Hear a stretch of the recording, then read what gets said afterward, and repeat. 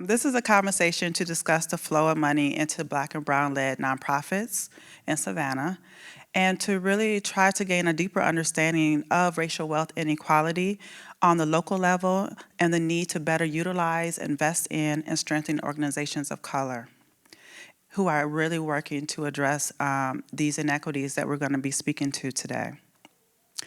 We want to hear from nonprofit leaders and others on the support that you need to serve your community and to thrive as an operation, as well as practical and promising practices in terms of funding models and best practices for funders and partners on the ground to really work in a way that's more transformative and not transactional, and really trying to work together to build an economic mobility that really works for all people in your community. And for those of you who are not familiar with Prosperity Now, our mission is to drive economic opportunity for all and build equitable power. We create impactful systemic change by centering those who have been historically excluded, amplifying community-rooted solutions, and energizing them through research, advocacy, policy, and narrative change. The Racial Economic Justice Team brings expertise, strategies, practices, and knowledge that is rooted in racial economic equity to support how best to be in partnership with and service to and in support of BIPOC leaders, working to advance economic mobility and asset building strategies for those furthest from economic justice.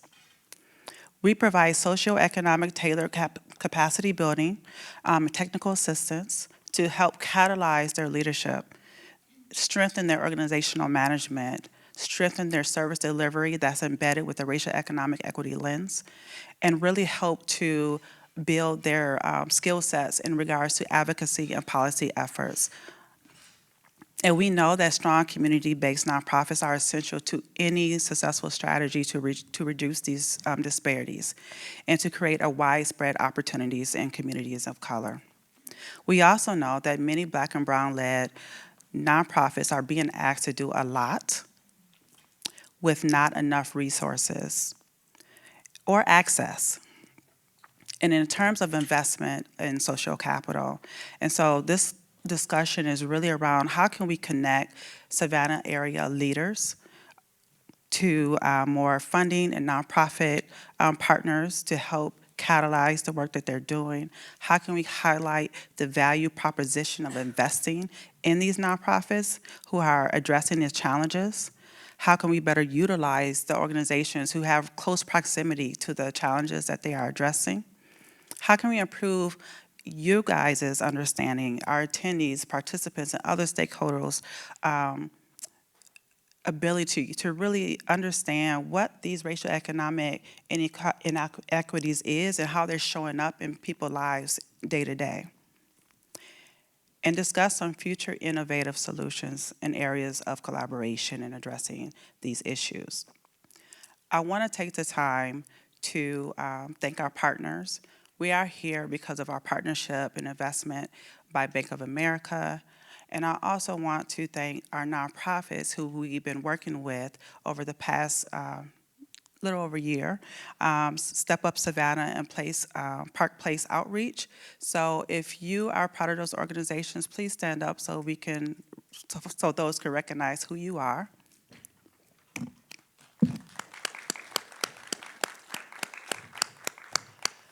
So these are our partners who we've been working with, and they really have they developed and designed the conversation that we're going to be having today. So this is really about them. And so now, before we get to our conversation, I do want to take the opportunity to have Patrick O'Neill, who is the marketing president and senior vice president of Bank of America, to come up and also provide a welcome on their behalf as well.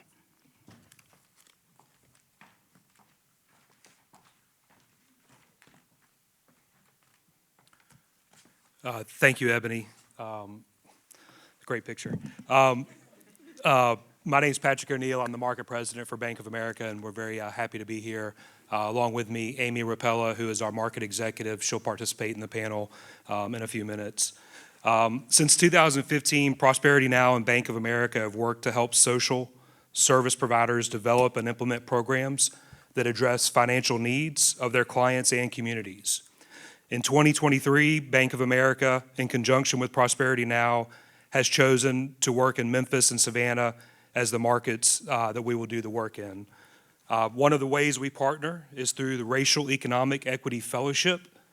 This fellowship is an 8-month initiative that awards minority-led organizations with a stipend, leadership development support, and technical assistance from Prosperity Now. Organizations were selected based on their demonstrated success supporting the economic mobility of Black and Hispanic Latino communities. In Savannah, those organizations, as mentioned by Ebony, were Step Up Savannah and Park Place Outreach. So congratulations to both of y'all. Both organizations that the bank has worked with and engaged with for many years, and very proud to see y'all's work continue. By participating in this fellowship, minority-led organizations will be well-positioned to deliver new and more effective services, allowing their clients to achieve better financial outcomes. Together, Bank of America and Prosperity Now have invested more than $2 million to support 28 organizations in more than 15 cities across the country. We're very proud of the work we're doing, very proud of the organizations that are getting the support, and hope that y'all can take that leadership development to the next level and continue to grow your organizations as well. So with that, I'll turn it over to Ebony. She's going to dive into some of the numbers of why we're here and cover some of those facts. Thank you, Ebony. Thank you, Patrick. And I'm actually going to have my team come up because, you know, I like to share the love. So if Justin and Joelle can come up, they're going to actually do that piece for us. Hello, everyone. I'm Joelle. I'm the Senior Program Manager of our Racial Economic Justice team. And I'm Justin Chu. I am a program manager on the Ecosystems Change team. All right, so forgive me for having to talk really fast because we don't have a lot of time to cover all of this today. But to start, we can't really talk about the economic divides in this country if we don't talk about our past. So starting with some history that I learned about Savannah was about 2 miles from here, there's a plaque that gives acknowledgement for the weeping time.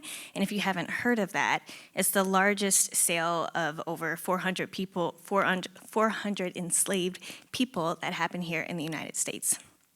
And it's a major milestone because it really spurred international discussion and talked about the inhumanity of slavery and how that underpinned really growing tensions at the time. And creating an economy built around free labor, stolen land is deeply embedded in the structures that we maintain today. Talks about how the direct and indirect impact of these intersections, how it impacts people's wealth, health, income, housing, education, and pretty much every aspect of their life. So moving into housing, some of the compounding factors that we see in inequality really start with housing. Sanctioned housing, discrimination with federal and government-backed organizations like the FHA and HOKE, which intentionally shut out households of color from being able to purchase, live, move, or really just be in specific neighborhoods through the practice of redlining. And despite major policy changes that happened, only about 2% of households of color were able to take advantage of it when this policy change was enacted in the first 35 years of its use. And many of the red line neighborhoods that were created then are still in use now. And you can see that as an indicator of segregation, of housing values, home ownership, and really the wealth that these individuals will obtain throughout their life. So I know this is a very small graph, so I apologize, but if you want to find it in detail, you can look at our Black Data Wealth Center.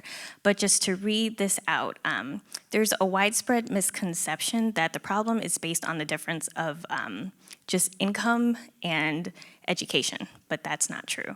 It's really about wealth overall. So the complete picture of and depth of inequality comes from assets, income, and debt altogether. So looking at this chart, what you'll see from top to bottom is it starts with white households start at 1,101,000.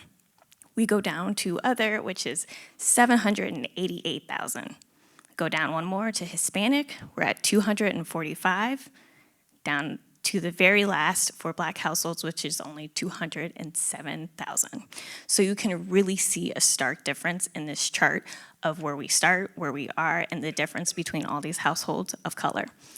So that's just to give you a little bit of background into the inequality, and Justin will give you some numbers and data that we found specifically for Savannah.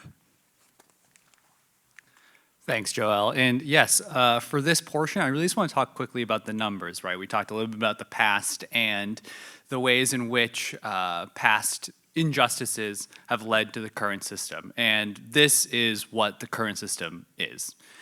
So for our income poverty rate, in terms of definitions for income poverty rate, that is the ratio of people in any given group whose income falls below the poverty line, which is taken as the median household. So that already in and of itself is quite stark, given we're talking about median numbers rather than just the federal poverty line, which we know has its merits, but also its challenges. And in this graph, you can see that Black households make, about 22% of Black households are below the income poverty line, so income poverty rate. And for a city that is nearly 53% Black compared to just 6.5% Latino, that is a large number of folks here in Savannah. That is a devastating impact from the past injustices leading to the present. And for some of the downstream effects, that leads to, there's a higher unemployment rate for Black households compared to other households or Latino households, and especially white households, being at 3% compared to 11% for Black households.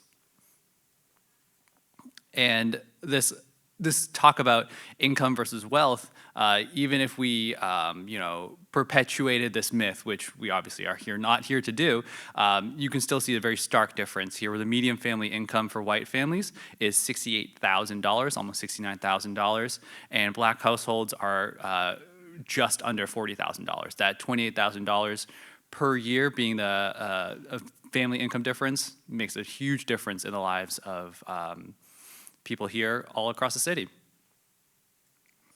And finally, talk a little bit about housing and cost burdened rate.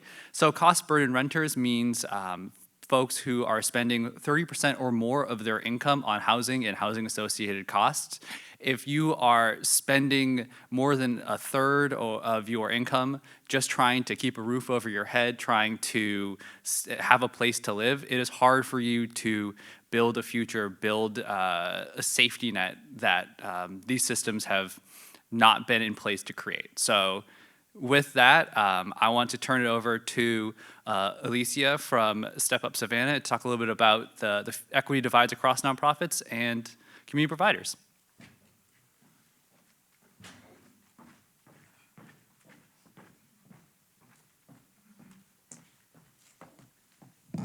Good afternoon, everyone. Thank you for coming. One of the points that Justin made about our city is not just the poverty rate, but the asset poverty rate.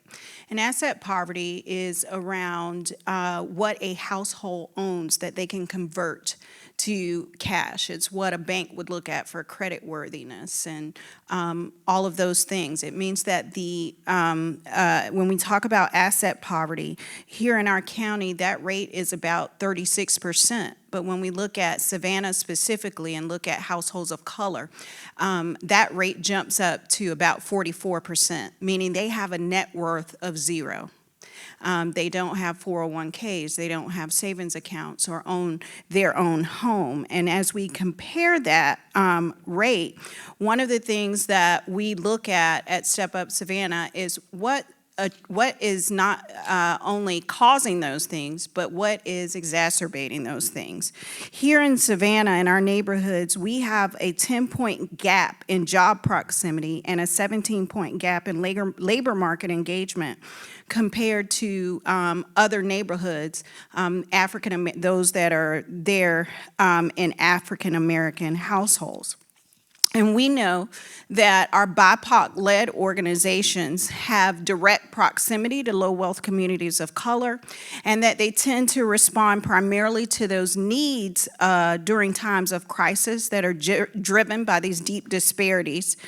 However, several studies done across the nation from Mumford, Nichols and Leach, Garrow, and others have noted that these organizations often attract less funding, have fewer resources, and are and also pointed out that in these neighborhoods where Black and brown people live, they had higher disbanding rates and often faced issues that questioned their organizational legitimacy. And that's important to note as we have this conversation. Mumford often pointed out that race was a significant limiting factor for these nonprofit organizations. And Hutton even asserted that there's a socioeconomic imperative to amplify these disparities along with the experience of BIPOC leaders so that we can stay burnout and closure of services that are directly needed by that these organizations provide. We've also, those same studies found that some startling comparison, that unrestricted net assets of Black-led organizations are 76% smaller than white-led organizations, that 72% of organizations led by leaders of color had boards that did not fundraise for them, compared to only 64%. And Dorsey found in his study that racial bias, both personal and institutional, conscious and unconscious, creeps into all parts of the philanthropic and grant-making process. And the result is that nonprofit organizations led by people of color typically receive less money than those led by their white counterparts. And philanthropy ends up reinforcing the very social ill it says it's trying to overcome. And so as a part of our conversation today, Step Up Savannah wants to catalyze this conversation about how do we overcome these challenges that are obstructing and actually exacerbating the racial wealth divide in our community. How can we not only have radical collaboration that may include consolidation, but how also can we have these strategic and timely conversations where this expertise is harnessed from these BIPOC-led organizations and put them at the table where grant making happens, where programming is discussed, so that we move away from this toxic charity model and that we move away from this sense of paternalism that has not solved the asset poverty problem in our community, and that we create power with and not power over in those processes, and so that we can lift up and lift up programming and best practice solutions that are actually working and get away from diluting the impact needed to address this chronic problem in our community, so that we are not continuously passing down this problem for the next group of folks, the next group of leaders to solve, but that we are taking urgent action today to discuss how we might do that. So we thank you for coming. We thank you for being a part of this conversation, and we are looking very forward to the dialogue and the things that you will bring out here today.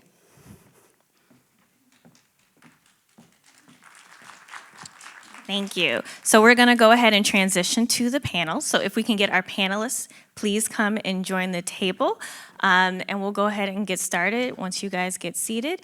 And we're in for a good, cozy conversation. So please welcome. We'll also do a Q&A after. So if you have any questions in mind, take a note and feel free to come up to one of these mics later once we begin. So thank you.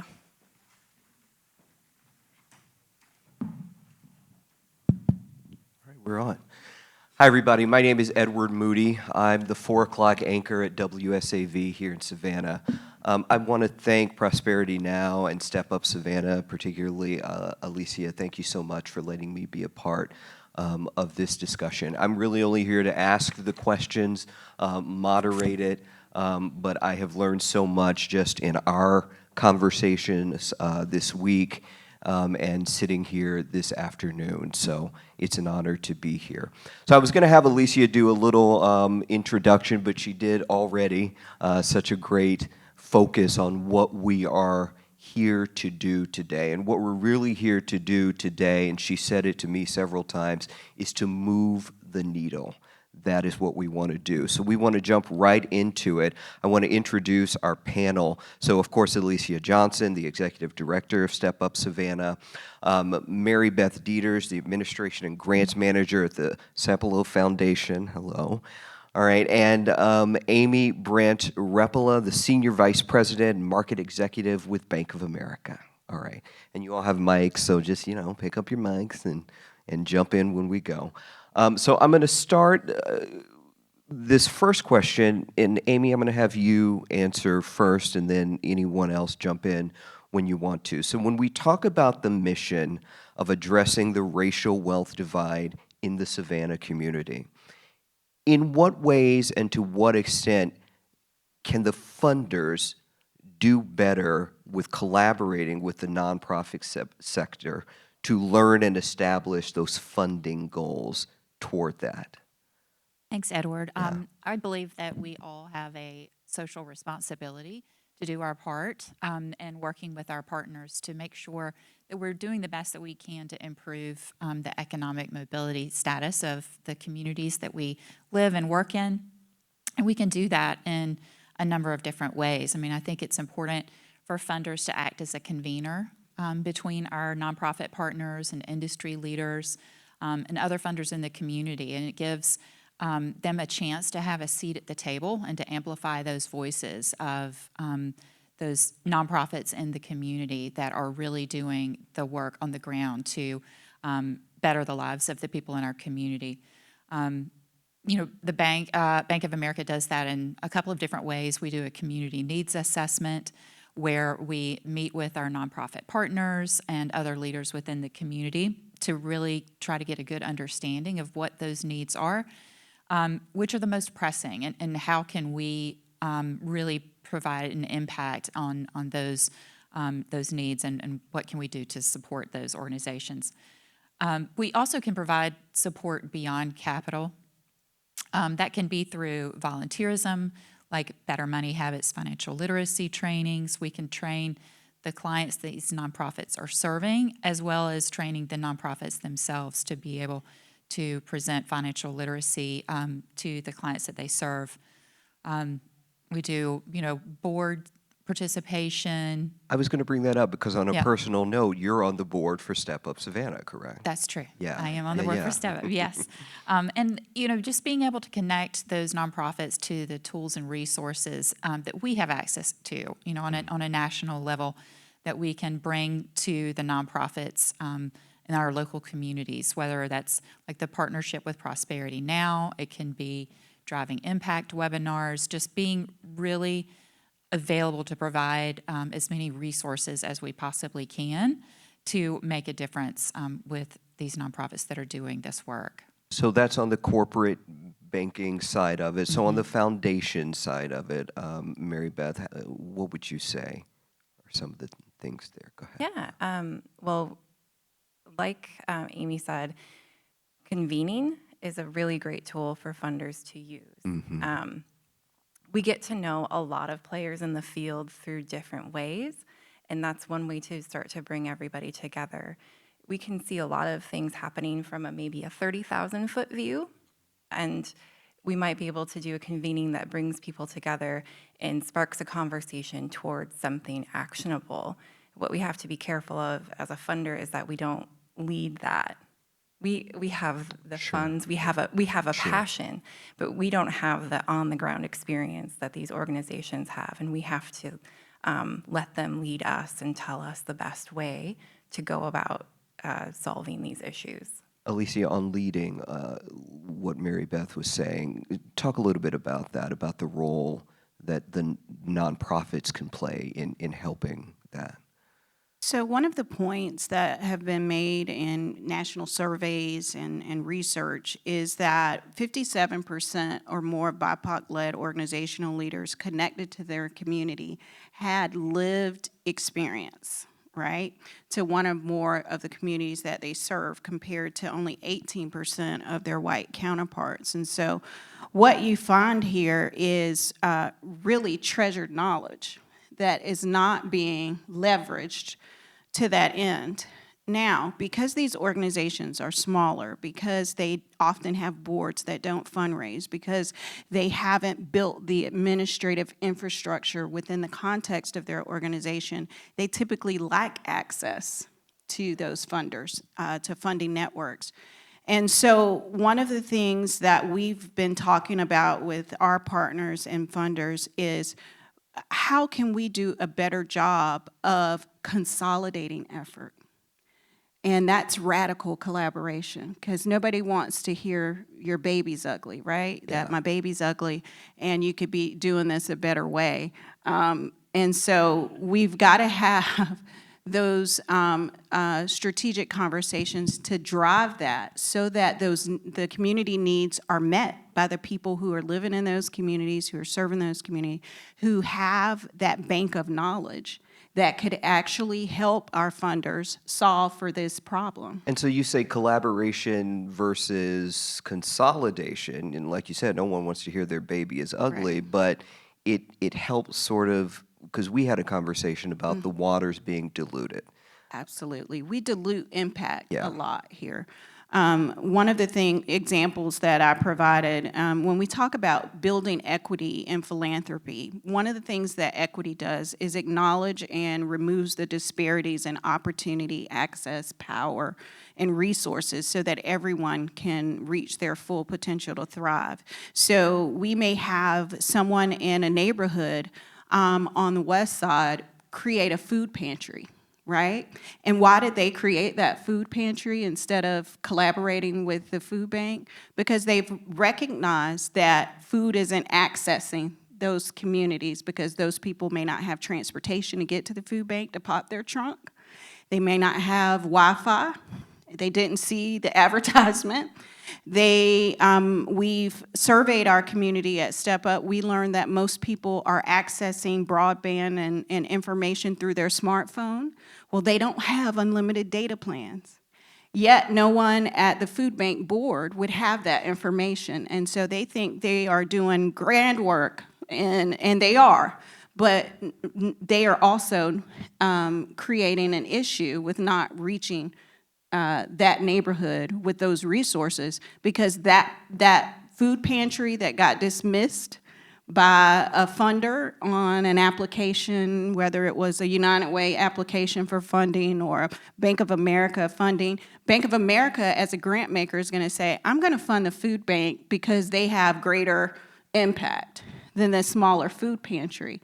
But the point is that those people got completely dismissed, wherein the food bank could be making an even greater impact in helping to solve this racial equity divide if they had brought those people to the table. But you have to pay attention enough not to miss those opportunities. Yeah. Exactly. And so it is going to require on both sides the funder to say, you know what, I read this application, we can't fund it, but I think the food bank needs to know that they are missing this group, and how can I bring this conversation together? And how can I create bridging capital in the existing social safety net to maximize impact? So much to think about when you are trying to maximize impact and trying to set up your own nonprofit.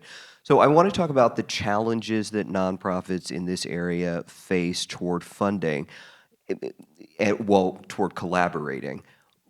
But I want to go back to the board member fundraising thing that you brought up, because I've sat on some boards before, and we didn't, individually, that wasn't asked of us, really. I know, Amy, you're a great board member, and you do all of that, but talk a little bit about ways to get effective board members as a part of your organization. What should you be looking for? Oh, okay. So I have, served on a couple of boards, Yeah. and actually before my career with Bank of America, I worked in nonprofit leadership, and so I do have some experience from that side of things. And the three, I always heard it in looking two different ways, like the 3 W's, work, wealth, or wisdom, and the 3 T's, time, talent, or treasure. So, when we're looking at a diverse board, an engaged board, a board that is passionate about the organization, obviously all of those things are important, but it's sometimes can be difficult to have all three, right? And every person that is on the board. So, I do believe that board members should be, coming to the table, and whether they're supporting the organization personally and being able to write a check themselves, if it should be like a give or get, in my opinion. That's my humble opinion. But I do feel pretty strongly that that's part of the role that the board should play, and that it shows, even when you're looking at applying for funding from funders, like one of the things that many funders want to see is, what kind of support do you have from your board? Do you have 100% financial support? And I think that's where it starts. But I know every organization is different. There's we want to make sure we have a diverse board, and and some of that board might be some of the clients that the nonprofit has served, and they may be able to provide wisdom, right, or the work, or the time, the time and the talent that they're putting into the organization. So I think they're all important aspects in looking at how to build a strong board, but you just have to look at them on an individual basis and the value that each brings to that organization. 3 W's and the 3 T's. Alicia, what were you going to say? I was going to say, piggyback off what Amy indicated. Oftentimes, board members, they don't just have the one relationship, right?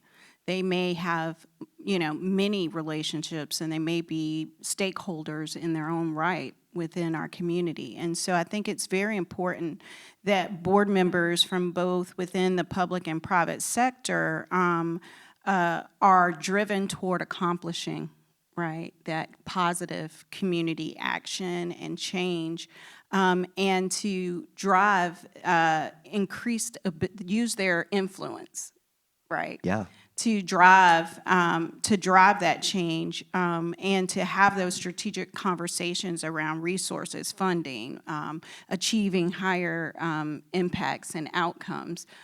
So it's not just the ability to write a check or to access a check, right? But it may be to influence processes and systematic change within the community. It is active work. It's not Yes. just you're on the board now. Yeah. Mary Beth, anything you want to weigh in on? Just to go off it's active work.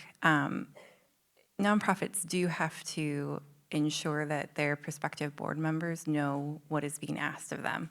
Because a lot of times people say, oh, I love this organization. I love what they do. I'm really passionate about this. Yeah, I'll serve on the board. And depending on where the organization is in the life cycle, your time might be the biggest thing that they need, your time or your talent. You might be setting up a financial system. So it's on both sides to make sure that everybody knows what is going to be asked of them, and what is needed for the organization to move forward. I love that you brought that up. I sat on a board about 20 years ago. Yeah, I'm that old. I'm old enough to have sat on a board 20 years ago, but I did, and we didn't have a clear understanding of what that would be, and so I was in over my head without realizing that before going into it. So I'm glad you brought that up.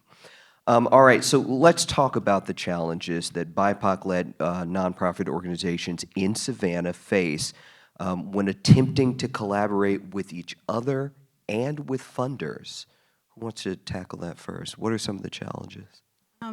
One of the things that we've all talked about while we were not only preparing for this moment, but even with Prosperity Now, is that there's only so many resources in any one given community, whether that is a board member or the funding, the pot of funding, right? And so some of the challenges include that dilution of people and dollars. Usually, the BIPOC-led or the smaller nonprofit organizations are the ones left out, right? They're usually on the short end of that stick. And so I think it's incumbent upon those board members and funders to begin to talk about how can we better collaborate. And I'm going to keep saying that if you haven't picked that up.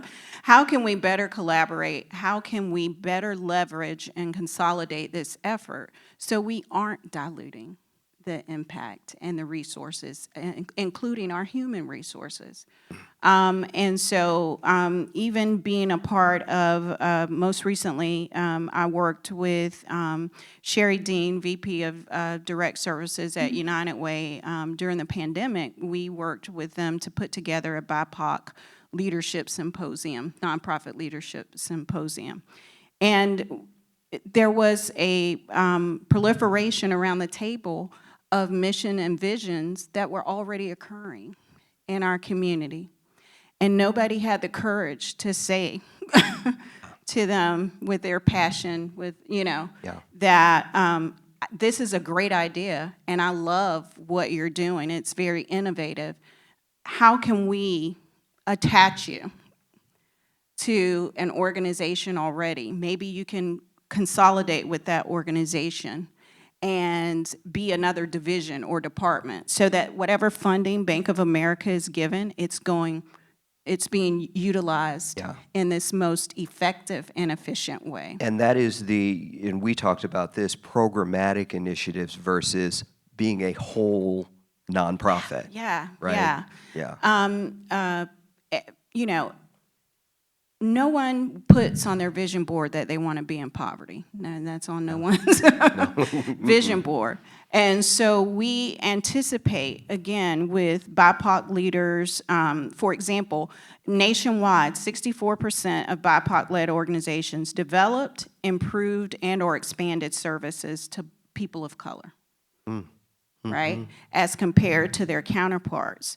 And those folks who needed assistance the most were receiving it from those organizations who had limited administrative structure, limited staffing, limited resources, when in fact, the communities that needed that funding the most could have been helped. And that racial wealth gap that we've been talking about, solutioning for, we could have moved the needle in a more constructive way. And instead, what we found coming out of the pandemic is that it grew wider. What are we doing with, you read those asset poverty rates, 44% in Savannah, people of color, poor, no assets. I mean, what are we doing that's working, and why is that getting worse if we are doing things that are working? So I'll take this and then pass it on, but one of the things that I think that we've moved our agenda at Step Up toward is to get away from this narrative about poverty reduction. Poverty was man-made. We don't need to reduce it. We need to eliminate it. So that's one, right? And one of the the better ways to do that, it's research, it's founded on driving socioeconomic resilience. How do we get people attached to the economy in their community? We're leaving $1 trillion of money on the table in this community every year or more because the people in our community aren't attached to the economy in a real way. So we already know, even from our work at our agency, that people want to work, they're excited to work, and they want the tools in their toolkit, the financial literacy, the counseling services, and all the things that we've provided as a means for them to become employable and get back to work. We have people who were previously unemployed for multiple years, now in roles that they're making 50 grand a year. That's a life-changing trajectory for someone who was in asset poverty. Yeah, it is. Yeah, just a few months prior. And so we know that creating programs and innovations that bridge that gap, right? that bridge that gap into economic inclusion versus, just, I don't want to just give you a box of food. I want you to be able to feed yourself. Will we solve that for every single person? No. But I believe that we could do a better job of making that leap when we move away from that paradigm of just poverty reduction, but to drive economic inclusion practices that promote people having what they need to get attached to our economy. Amy, from a private, banking to the work you do with nonprofits, what do you see there? I think I completely agree with everything Alicia is saying. Yeah. That it's the progress is happening, but unfortunately, it's not going to happen as fast as we would like to see it. But I think it's one of the things that, I'm not saying this just because I'm a board member, but I think it's one of the things that Step Up does really well, and that they're looking at, all of the barriers to improving someone's economic mobility that are in place and what they can do, to help those people that are trying to have a livable wage. For example, that CAP program that Step Up does that helps people get better paying jobs. What is standing in the way, though, of once they have that job? Like, is there a transportation issue? Is there a childcare issue?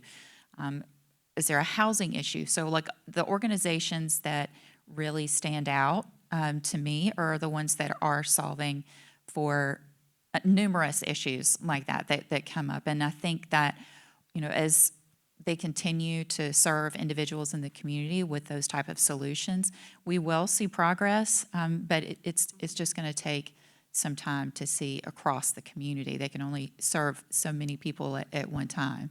Yeah. Mary Beth, go ahead. What were you going to say? Yeah, I was just gonna add to that there's the immediate need. There's the immediate need of people in asset poverty that need access to the different programs.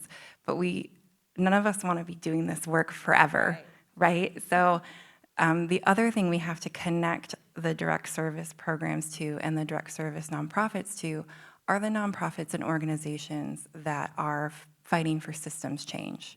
They're advocating in the state legislature. They're advocating at your city level, county level for different policies that will hopefully alleviate this issue. And that brings us back to collaboration.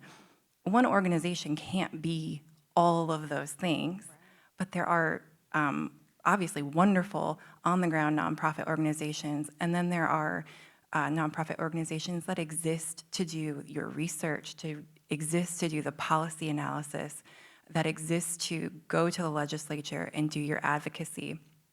And that's one of the bridges we need to complete. And as funders, that's one of our roles, is to connect those dots so that we all don't have to keep fighting this fight for the rest of our lives and for many generations to come. Well, and that's the thing about nonprofits. I mean, you just said it. You're working to put yourself out of work. That's what the goal is you don't have to keep doing it. So let's talk about who's at the table and who is not. Who's currently being left out of these conversations about collaboration? How do we bring them in? Anyone? Go ahead, Mary Beth. Sure. I mean, I want to start with you don't know what you don't know. So with Alicia's illustration of somebody opening a food bank or pantry on the west side because they saw a need, the big food bank didn't know that the need existed. The food pantry opener didn't know that, hey, maybe I could go to the food bank and see and let them know what's happening and see if there's something we can do. And so it's things like this that start those types of conversations. It's bringing together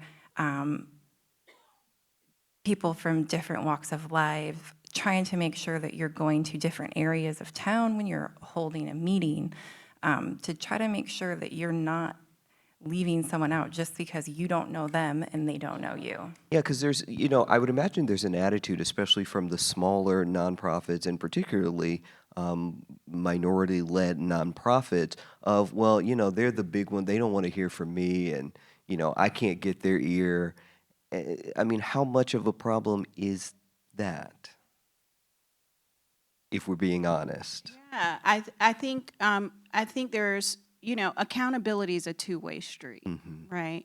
And I can't raise my hand to say there's a problem without, making myself, attaching myself to it and owning that problem, so that I can work to solve it. So I think there's, more than one thing happening, but it's creating a perfect storm for those strategic collaborations not to be occurring and those conversations. And many of us who sit on boards and who do this work, we're often around a table making strategic decisions. And we're often putting in our 2 cents. And then but does everyone who need to be at that table, are they there? And no one has asked that question.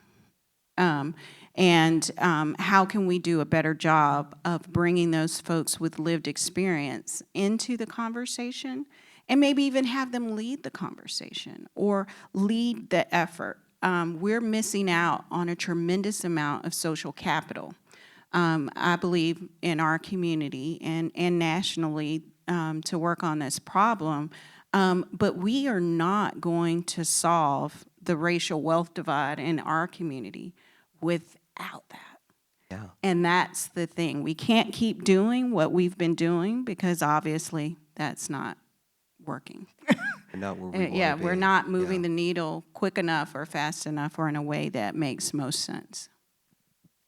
And I also want to point out that a lot of times what ends up happening is then there's competition for this single pot of funding. Yeah. Versus here's an issue, can these 5 or 6 people work together and do every aspect of this work that they've proposed, so they aren't competing for the same funding, because nobody wants to come to a table. We say that if you are not at the table, you're on the menu. And so that's also a phenomena that we need to address and Yeah, have in because that how do you get it conversation. set up for that? How do you get it set up for that? Amy, anything you want to weigh in? The competition for funding is definitely a real issue for nonprofits, and sometimes I think it can feel like to them that they, even if we do provide a platform to have nonprofits come together and talk about the issues in the community, it almost, I think, can feel like a competition. Say, well, here's why what we're doing is more important and more deserving, and so it's a complicated issue, and one that we, as funders, kind of have to try to sort through, and that's where the duplication in efforts issue comes into play a lot, because we have to look at, okay, well, you've got 3 or 4 different organizations in town doing the same thing. Which one of them has been doing it best longer? Which one is having the most impact?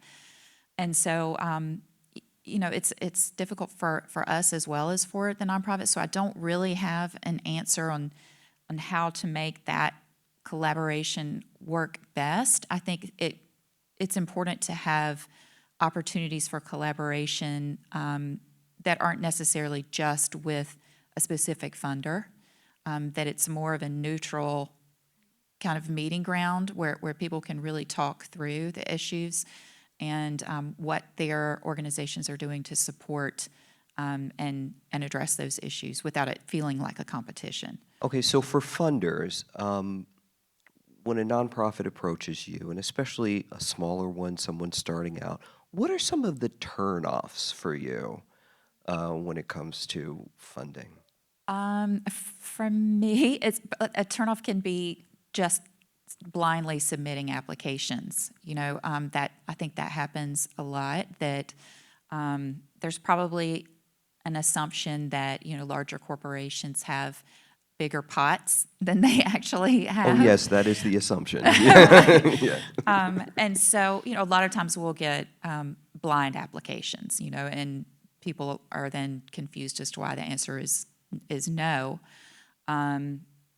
because it usually takes more than that. We really need to get a good understanding of how that nonprofit functions and what they're doing to support the community and what their structure is like. And it's not as simple as having a grant submitted, and just because it's a good cause, it will get accepted, because there are too many good causes that we can't support all of them. So we really have to do a lot of work on our end to stay engaged with the nonprofits that are supporting those areas, that follow along with the initiative that in our case, that Bank of America supports. Those are typically around economic mobility issues. And so that's probably for me, like the lack of engagement and just kind of trying to blindly Just a request funding. blind Yeah. application.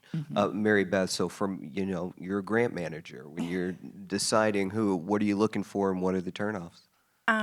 What I'm looking for and what, kind of gets me excited is when I see an application that comes in, and they might be a new group, but they say, we've been talking to this group, and this group, and we worked with them on this one thing, and we saw this tremendous. So you're looking for collaboration. I'm looking Yeah. for collaboration. Okay. I love collaboration. Yeah. I love, I'll just talk about all the things I love. I love seeing organizations not just stick with like organizations, but move in concert with like-minded organizations. So you might be an environmental group, and this group might be social justice, but you're going to work together toward environmental justice because justice, I'm sure you all know, spans so many things. So if we start working on those things in concert, we can have a greater impact. So that's what I like to see in an application, that we're thinking about things holistically and not just in a silo. We're going to serve X people, X number of meals. Alicia, what would be like the secret? Are there secrets you've learned along the way that you would share for getting that money?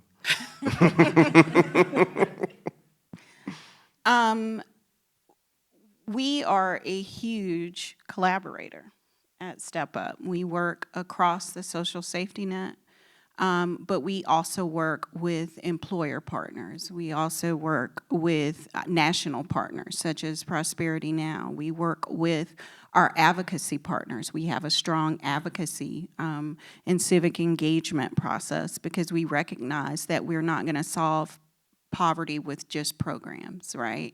That there needs to be policy actions that support programmatic interventions. One of the things that I think is, if there is a secret sauce, it is collaboration, best practices. As Mary Beth indicated, going out of our way to extend opportunity and to leverage those intersectionalities in work. We are in our second convening of the REAL Task Force in our community, where we're looking at those racial equity and leadership opportunities. But in the second convening, because we recognized that our community has a lot of siloed things happening and not as much conversation happening, what we decided to do was look at what's already occurring that we could maximize in terms of impact and intersectionality to help move that needle toward the recommendations that that task force put forward in 2020 and 2021. And so, again, we can't hammer this nail enough when we talk about collaboration, but also, again, strategic consolidation Yeah. of effort. I think it would, go a long way to lessen the stress that's on this, not only the social safety net, but the funders as well, because there are limited pots of dollars that are aimed at the problem. And so having those conversations, I think, are important before you even begin making a grant application. Okay, so let's hammer the nail a little more on collaboration. Let's talk about best practices for those who, they're hearing us talk about you need to collaborate. Collaboration is what we're looking for. What are some of the best practices for accomplishing that? Sure. I would say you have to lay the groundwork in collaboration. You have to build trust. Some organizations may have known each other for years, and that trust may already be there, which is wonderful, but you don't want that to limit who's in your collaboration either. So one of the barriers to really good collaboration is actually financial, because sometimes it would be best if you could have a facilitator to help you build that relationship, build the groundwork, and make sure you have everything in place, a shared vision. If the collaboration is going to move this far, you might need a memorandum of understanding or a way decisions are going to be made to make sure that everybody feels like they have their seat at the table. So just from the funder perspective, we need to support collaboration. I can't sit here and tell you, I want you all to collaborate, but I'm not going to give you any money to do it. So we do have a role to play. And so building that groundwork and making sure you have that to take a step off from would be my number one. Amy? Yeah, I would agree completely. The collaboration and building those relationships with organizations, with partners in the community who are trying to accomplish the same goals that you are. I feel like these days, people are more hesitant to just pick up the phone and call people. I may be a little bit guilty of it myself when it's just easier to shoot an email, but sometimes that really needs to happen, that especially if you're maybe someone who's looking to address a need in the community by establishing your own small nonprofit, first do some research and sit down and find some time to talk to people in the community who are already working to address those needs, whether it's in a similar way or if it's something that that they can collaborate on together and work to meet those needs. I think it's really important to just start building those relationships. And you may find that there's a better way to address the issue than what you're thinking, right? Alicia? One of the things that collaboration requires is radical connection. And connection requires a sense of, there's a Greek word for it called koinonia, and it means communion and exchange. Koinonia. Koinonia. And it means to have an exchange and to share and actually fellowship in the suffering or need or experience of another, to actually take that on. And so part of the work of collaboration is connecting with people that don't look like you, that don't think like you, that don't have your experience. And it requires a commitment to move out of our box on the organizational chart into the white spaces where connection occurs with our community, with the issues in our community. You have to have not just a desire or an intentionality, right? Because sometimes our intentions are good. We all have good intentions. But our idealism has to move us to action. And so, as both Amy and Mary Beth indicated, that may require me to go knock on a door and go talk to Mike Trainer or Liz Ann, or go down to Sherry's office or somebody else's, or ask even some of our participants, the folks that we serve, how could we be doing this better? What are we missing? Right? And bringing them to the table to ask those tough questions. And so I think one of the things that we want to ensure that we leave with today is, one, we hope that we catalyze the conversation for it to be happening more in our community, but that we raise some questions for our stakeholders, our partners, and those folks doing this work. And that they'll begin to move more toward the center of this effort and collaboration, and ensuring that we are all working in concert and lockstep to solution for this issue in our community. You segued us into some takeaways that we want to come out of this. Before I have Amy and Mary Beth speak on that, I have a selfish question. Edward, one second, I'm sorry, I need to Yeah. interrupt. That's okay. So we are at our time, and I know Amy has to leave at 1:30, and so I want to respect getting her out on time.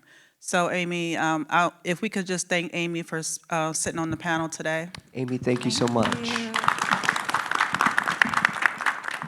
And we also, Edward, if you want to do the final question, and as he's doing his final question, if you have any questions that you may want to have, we're going to move into the Q&A.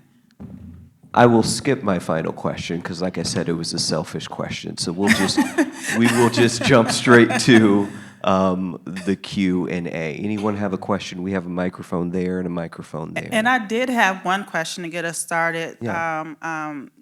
Going back to a comment that you said, Alicia, one of our participants wanted to hear more around the, shoot, my notes are sitting now.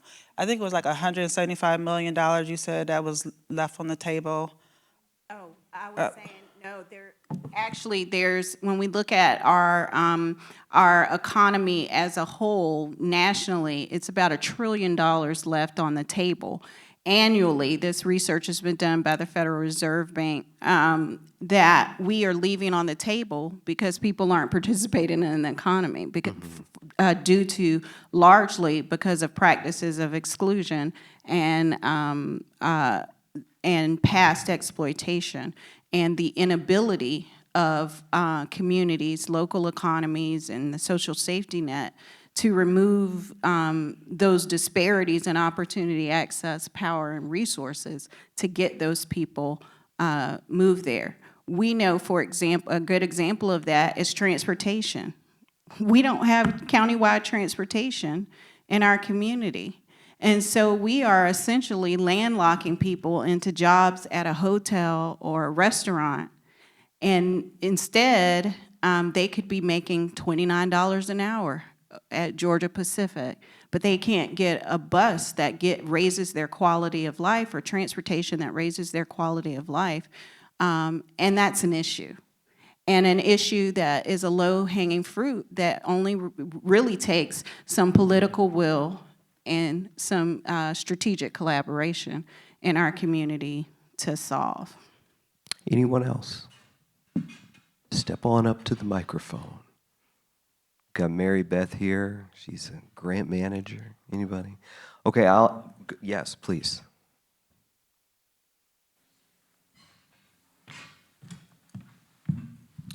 Thank you guys for being here. I just had a quick question. So my question was, how do we strengthen our system of collaboration amongst nonprofits to ensure that we're operating at max efficiency?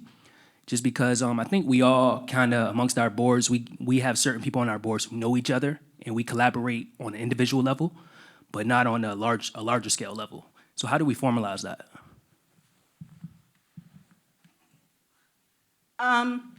I think two things have to happen, right? I think the right people have to say that in our community. There's going to have to be, the gatekeepers in our community are going to have to begin having courageous conversations, first with themselves and their boards, and then moving that conversation out into our public and private sector in a way that's meaningful and that produces the outcomes needed. Other question? Okay, I'll ask my selfish question while you all think of some questions. I was going to ask you, so the role the media plays in what you do, and best ways that you have found to use us to help with individual organizations and as a whole to use us to help advance nonprofit, people of color-led nonprofits in Savannah.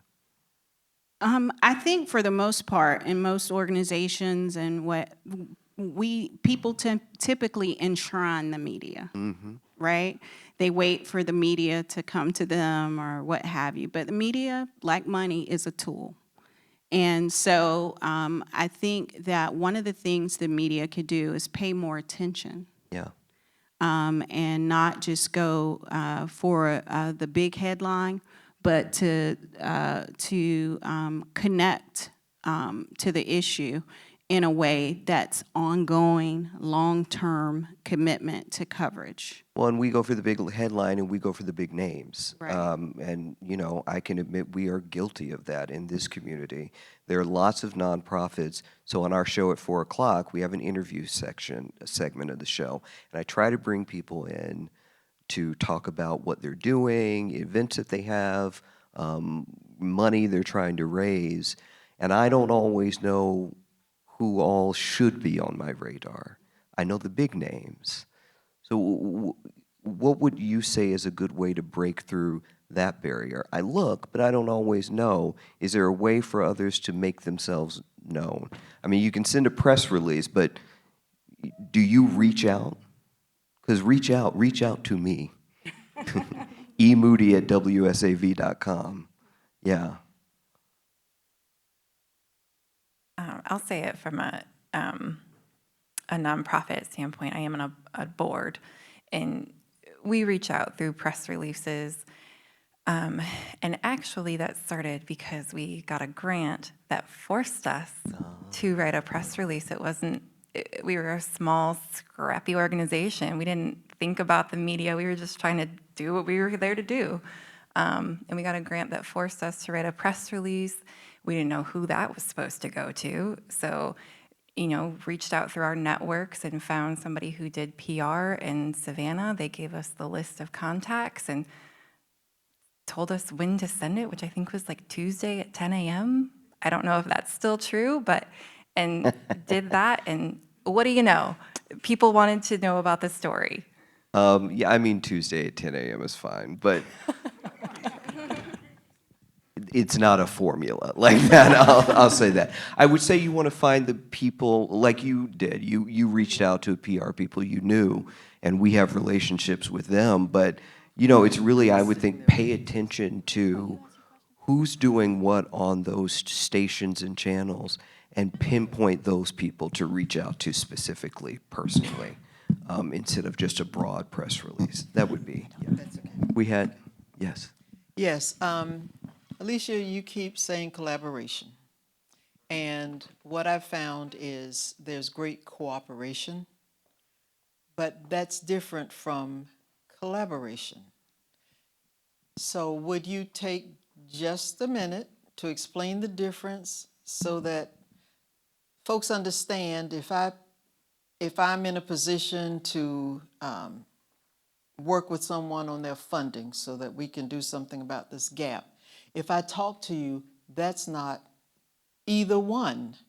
So I think funders are people who have more resources to be in a position to fund, need to understand what is needed. Now, I know you all didn't quote a lot of numbers in the introduction. The $29,000 annually among African American households, average, and $69,000. So when you are reviewing applications, do you really expect that some nonprofits are going to have donations on par because the households or the group they're reaching out to just does not have the resources. Doesn't have a thing to do with the desire, but they just don't have the resources. I know there's quite a bit to unpackage there, but you can do it. Yes, you can. So you're right. Having a letter of support is not collaboration. And making a phone call is not collaboration. Collaboration means that I am at the table with an intention and a commitment of my resources to connect to this issue, own it, and work to solve it. And so collaboration goes quite a bit further than cooperation, than me telling someone that, hey, we're doing this project and we're gonna submit. This happens to me as a nonprofit leader all the time. I get phone calls from other nonprofits that say, we're applying for this grant. Can we get your letter of support for this? And instead of having an intentional conversation so that we understand the work you're doing, we can attach to that work in a meaningful way and or even help you do your work more effectively. So yes, we have to move from cooperation into the collaboration. Well, I want to add a little bit to yours. Yes, we do get applications where there's a collaboration, but a bigger organization has added a smaller organization to them so that they look more legitimate to work in that area. We see that. We are looking for genuine relationships that you are building to work on these problems. Bigger organizations are great and they have their place, and maybe they do submit the application and they work as the fiscal agent because they have the staff to do all of that. But I want to see where they're saying, we're submitting the application, but I'm going to re-grant most of the funding to these partners of mine because they're on the ground doing the work. So I do want to let you know we do see that. And then I'm not sure if I completely understood your question about funding. A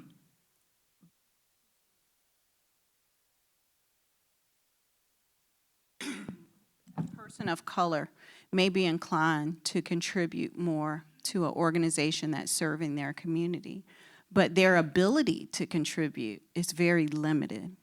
And so their donation pool is not set up in a way to support, this huge initiative. And so that's why there's a need to look at grant making, in a way that helps fund the initiative because the donor pool is so small, even related to the income levels of the donors. Right, okay. So I can only speak for myself. That's not even something we're worried about. I'm looking at your organization for the project, the program, what you're doing, and how you're building power in your community and how you're working towards system change. The size of your donor pool and the size of your bank account isn't really what I'm interested in. I'm more interested in you. I'm sure that is different for other funders. Absolutely different. And for much bigger As a nonprofit funders. Yeah. You tell leader, Alicia. yeah. I mean, in some grant applications, it starts off with the requirement that you have to have a budget of $5 million. Well, that's going to immediately X out BIPOC-led organizations, almost entirely. So that is often a requirement. And so the necessity of a larger organization becoming a fiscal agent is a very real thing that has to happen in order to access or draw down that funding. So it does matter to some extent. Your question. Go ahead. Yeah. Hi, everyone. I'm Margaret Coker. I'm the co-founder and editor of The Current. We are a nonprofit, in-depth watchdog news outlet for Savannah and coastal Georgia. So I would challenge our panelists to move beyond what they're talking about, media as a tool, and think of us also as collaborative partners. We do not just respond to press releases. We actually do care about our neighbors here. We live here. Right, Edward? It is, we're here to uplift everyone, not just people who look like us. And I can say that as a nonprofit, we go through lots of the same struggles everyone here does in terms of fundraising, donor development, but also telling stories and improving people's lives. So the outreach I would extend to everyone, please come find me, come see us, let us help you tell your stories to a wider audience, because our donors might become your donors too, and they're all local. Love that. Thank you for that. And the message of find us, come and find us. Go ahead. Yeah, I want to go back and kind of rephrase the question around budget size. So in my previous life, I was a funder for 10 years. So one of the challenges for BIPOC-led nonprofits is when they do have those smaller budgets, it also correlates to the amount of money that they can receive, because you don't want to overtip them. There's risks, internal risk factors at play at the same time, which is why sometimes they bring in a bigger institution to kind of go into that collaboration with. My question is, what are some practices, or what is it that you can help nonprofits understand around how to move past that? And I think there are some things that funders can do internally to help mitigate some of those challenges, but I also know that there's some things that nonprofits can do to help build those relationships, so that, yes, you may get a one-year grant this time because you're a new partner, but how could we move from these one-year grants to multi-year funding is the question that I have. Mary Beth.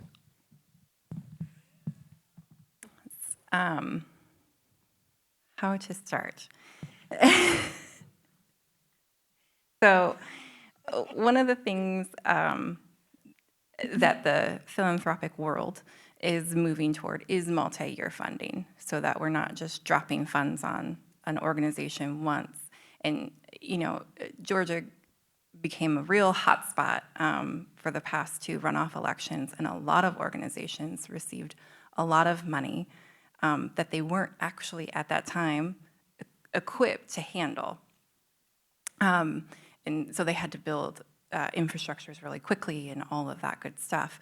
And beyond multi-year grants, because sometimes we have a finite budget. We might not be able to offer you a multi-year grant because we don't know what's coming down the pipe for ourselves. But maybe what we do is build into that grant assistance for a financial stability plan, to bring in a consultant, to make sure that your organization is set up to live beyond our funding. Maybe work with your grantee partners and your funders and see, hey, if we do this amount of money this year is just a straight grant, and then we say next year is a match as long as you can get new funds from other sources, do you think that will help you? It's not, you have to do it this way, but do you think that us saying we'll match this money raised will help you? Then let's do it that way, let's set it up that way. So those are just some ideas in the philanthropic world, in the Sapelo Foundation, that we're attempting to make sure that nobody is dependent upon us for 100% of their funding all the time. We've got a wrap, but did you want to go ahead? Okay, we're good. Thank you all so much. Thank you to our panelists, Alicia, Mary Beth, and Amy, who had to go early. Thank you for allowing me to ask these questions and learn so much here today. Thank you. And thank you.